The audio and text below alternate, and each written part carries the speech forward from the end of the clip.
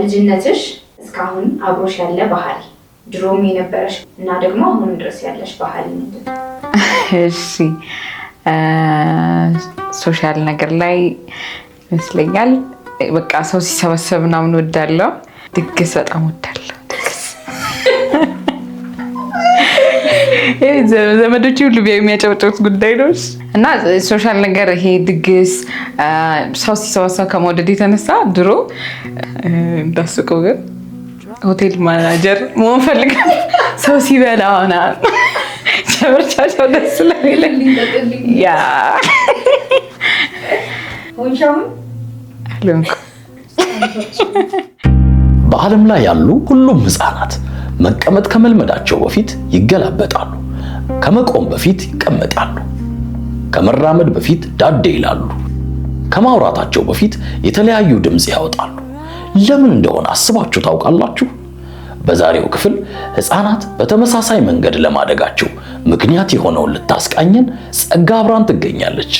ጸጋ የመጀመሪያ ዲግሪዋን በሳይኮሎጂ የሰራች ሲሆን በአሁኑ ሰዓት ሰዎችን በማማከርና በእጅ ለእጅ ፊልምስ እየሰራች ትገኛለች። መልካም ቆይታ።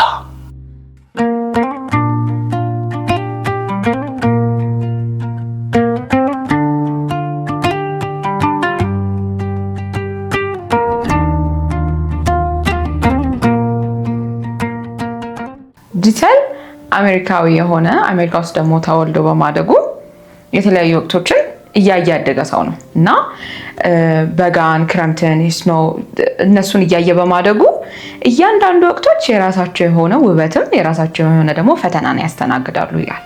የሰው እድገትንም ሲያብራራ በዚህ መልክ ይገልጠዋል። እያንዳንዱ የእድገት ደረጃ የራሱ የሆነ ፈተና የራሱ የሆነ ደግሞ ውበት አለው ይላል። ይህን ያለው ከመሬት ተነስቶ ሳይሆን በሳይኮሎጂ ፒኤችዲ ያለው እንዲሁም ደግሞ በ30 ዓመቱ የሕክምና ትምህርት ለማጥናት ጀምሮ የነበረ ስለ ልጆች አስተዳደግ በጥልቀት ያጠና በ1940ዎቹ እንደውም ቤቢ ዶክተር በመባል ይታወቅ የነበረ ለመጀመሪያ ጊዜ የልጆችን የአእምሮ ብቃት የሚለካ ቴስት ያቀረበ እንዲሁም በፊልም የተደገፈ ጥናትን ያስጀመረ ሰው ነው። ጂሰል ስለ ልጆች እድገት ሲያብራራ የልጆች እድገት በሁለት ኃይሎች ተጽዕኖ ይደረግበታል ይላል። አንደኛው በአካባቢው ነው፣ ሁለተኛው ደግሞ ከውስጡ ባለ ኃይል ጂን በሚባል ተጽዕኖ ይደረግበታል ይለናል። ይህን ሂደት ማቹሬሽን ብሎ ይጠራዋል።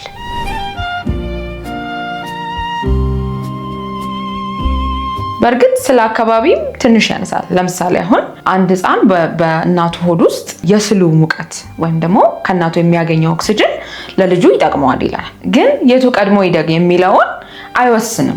የሰው እድገት ተፈጥሮ ባስቀመጠችለት ጊዜ ነው የሚሄደው እንጂ በአካባቢው በዙሪያ ባሉ ነገሮች ተገፍቶ አይደለም። ጂኑ ራሱ ነው ያንን የሚያደርገው። ጂኑ ራሱ የቱ ይደግ የቱ ይቀጥል የሚለውን የሚወስነው ጂን ነው። ስለዚህ ዋናው ነገር ጂን ነው ይላል።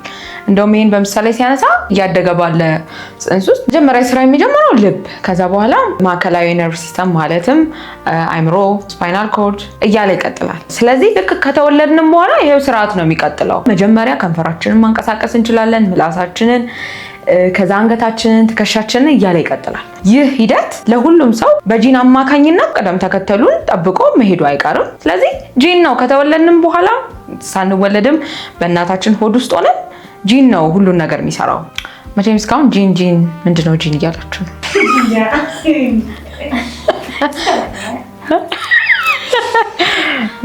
ጂን ማለት በእያንዳንዱ ሴል አስኳል ውስጥ ያለ ኬሚካል ንጥረ ነገር ነው። ግን እስካሁን ጂኖች የሚሰሩበት መንገድ ውስብስብ ነው። በበቂ ሁኔታ ማብራሪያ የለም። ጂን በራሱ ልጆችን የማስተማር ኃይል አለው ይለናል። ማህበራዊ ነገር ለልጆች እድገት አስፈላጊ ቢሆንም ከማቹሬሽን መርህ ጋር አብሮ ግን መቃኘት አለበት።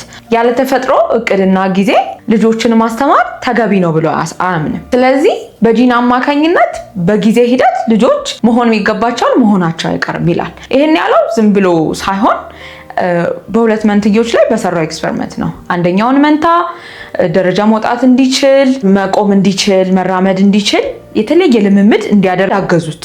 አንደኛውን ደግሞ ምንም ሳያለማመዱት አስቀመጡት። ከጊዜ በኋላ ግን ያም ልጅ ከዚህኛው ልጅ እኩል ብዙ ነገሮችን ቻለ። ምንም የጎደለበት ነገር አልነበረም ያንን ካለማመዱት።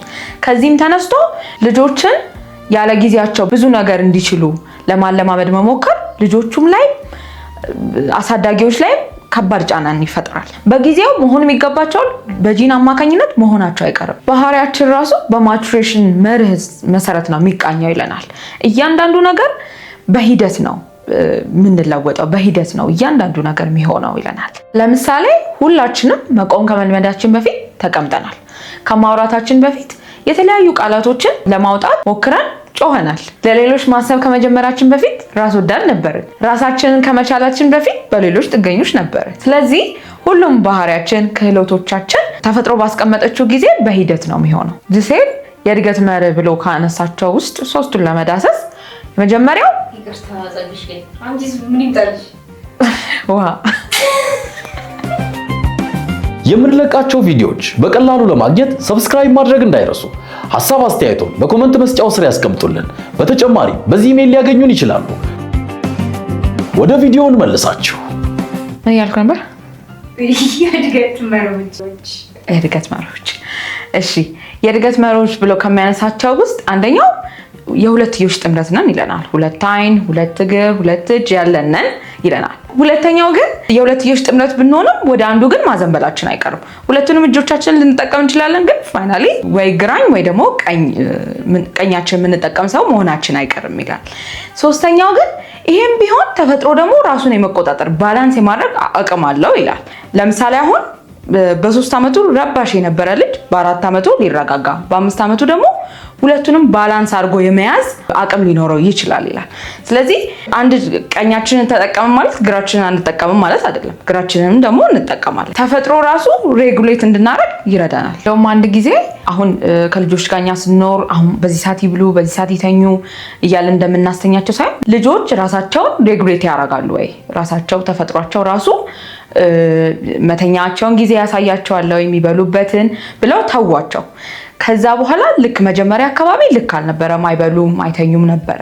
ከሆነ ጊዜ በኋላ ግን በተመሳሳይ ጊዜ ምግብ መፈለግ ጀመሩ፣ በተመሳሳይ ጊዜ መተኛት ጀመሩ። ይሄ የሆነበት ምክንያት ተፈጥሮ ራሱ በራሱ ሬጉሌት እንዲያደርጉ አድርጓቸው ነው። የጂሰል ተማሪ እንደውም አንድ ጊዜ ለአሳዳጊዎች ለወላጆች ምክር ለግሷል። አንደኛው ልጄ ነገ የሚሆነው በሙሉ በእኔ ምክንያት ነው፣ ስለዚህ አንድም ደቂቃ ማባከን የለብኝም ከሚል አስተሳሰብ ውጡ ብሏል። ሁለተኛው ደግሞ በየወሩ በየሳምንቱ የልጆቻችሁን ለውጥ እያያችሁ አድንቁ፣ በዛ ተደሰቱ። ሶስተኛው ደግሞ የልጆቻችሁን አለመብሰል አክብሩ።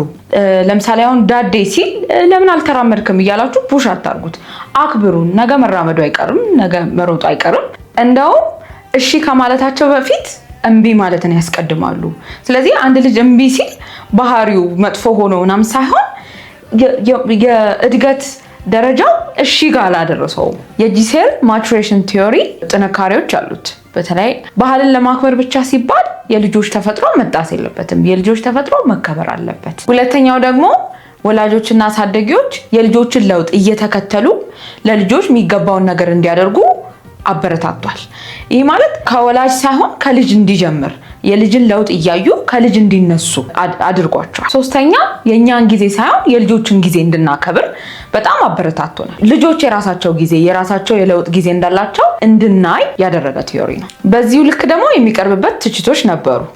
አንደኛው ልጆችን እንድናቀብጥ አያረገንም ወይ? አሁን ልጆች ተፈጥሯቸው ነው እንዲህ ነው የሚሆኑት ብለን እንድንተው ልጆችን እንዲቀብጡ አያደርገንም ወይ ብለው ያስተቸው ነበር። ይሄም ጂሴልም ለዚህ ምላሽ ሲሰጥ የተሻለ የሚሆነው ከተፈጥሯቸው ተነስተው ሲማሩ እንጂ ከማህበረሰብ ተነስተው ሲማሩ አይደለም ይላል። ግን አስፈላጊነቱን አምኗል። ሌላኛው የተወቀሰበት ነገር ልጆች ልዩ ናቸው ብሎ ያምናል። ነገር ግን ልጆች እንዴት እንደሚለያዩ አላብራራ። በዚህም የተነሳ ከእያንዳንዱ ልጅ አንድ አይነት የሆነ የእድገት ለውጥ እንድንጠብቅ ያደርገናል። በተጨማሪም መማር ማስተማርን፣ ባህልን ቀለል አድርጎ ነው ያየው፣ ቦታ አልሰጠውም። ይሄ ደግሞ ለልጆች እድገት አስፈላጊ ነው ብለው ተችተውታል። ጂሴል ደግሞ ምንድነው የሚለው ልጆች ወደ ውስጣቸው ትምህርት ለማስገባት ፍቃደኛ መሆን አለባቸው። ይህ ደግሞ በተፈጥሮ የሚመጣ ዝግጁነት እንጂ ዝም ብሎ ከውጭ ትምህርት ስለመጣ ብቻ እንችላለን ማለት አይደለም ይላል። እኔ ምን አስባለሁ፣ የኛ ማህበረሰብ ላይ ብዙ የልጅን ጊዜ እናከብራለን ብዬ አላምንም፣ አላየውም እንደሱ ብዙና እንደውም እንደ ከሌ ልጆቻችን እንዲሆኑ ስንፈልግ የከሌ ልጅ በዚህ ዓመቱ እንዲሆኗል፣ ስለዚህ የኛም ልጅ እንደዛ እንዲሆን ስንገፋ እንዲሁም ደግሞ የግድ እንደውም ሌላ ቤት መሆን አይጠበቅበትም። እዛው ቤት ውስጥ ራሱ ትላልቅ ወንድም እህቶቻችን የሚሆኑትን ታናናሾቹ ደግሞ እንድንሆን ይጠበቅብናል። እነሱ በጊዜያቸው ማለፍ ያለባቸውን ነገር አልፈው ነው የሚሆኑት። አንተም ታላቅን አታይም ሁን ብዙ ይሄ ልክ ነው ብዬ አላስብም። የኛ ማህበረሰብም በተለይ ለአራስ ልጆች ብዙ እንክብካቤዎች ይደረጋል። ለምሳሌ አሁን ሲቀመጡ ድጋፍ ማድረግ፣ ቀስ ብለው ዳዴ እንዲሉ የማድረግ ነገር አለ። ከዛ በኋላ ግን ካደግን በኋላ እኔ እስካየሁት ድረስ ብዙ በእድሜያቸው የሚፈልገውን ነገር እንዲያደርጉ የሚጠበቅ አይደለም። አንተ ትልቅ አይደለ እንደዚህ ሁን፣ እንደዚህ አድርግ፣ የከሌ ልጅ አታይም ወይ እንደዚህ ሁን፣ እዛ ቤት እንደዚህ አይነት ለውጥ ልጁ ካሳየ እኛም ቤት እንዲሆን መጠበቅ አይነት ነገሮች አሉን። እኔ በጣም የወደድኩት ሀሳብ የልጆችን አለመብሰል አክብሩላቸው ያለውን ሀሳብ በጣም ወድጄዋለሁ። የልጆችን አለመብሰል እኛ ማህበረሰብ ውስጥ ብዙ ማየው ቶሎ መቅጣት፣ ቶሎ ልጆቹን ማስተካከል እንጂ የእድገት ደረጃቸውን እያየን የሚያስፈልጋቸውን ነገር አይደለም እናደርገው። ብዙ ያየሁት እኔ አለመብሰላቸውን አክብሩላቸው፣ ምንም አይሆኑ አለን። እንግዲህ እናንተስ ምን ታስባላችሁ? የልጆችን ዝግጁነት አክብረን እንታገሳለን ወይስ በእኛ ሐሳብና ፍላጎት ቶሎ እንዲለወጡ እንገፋፋለን? ደስተኛና ጠንካራ ትውልድን ለማየት እንመካከር።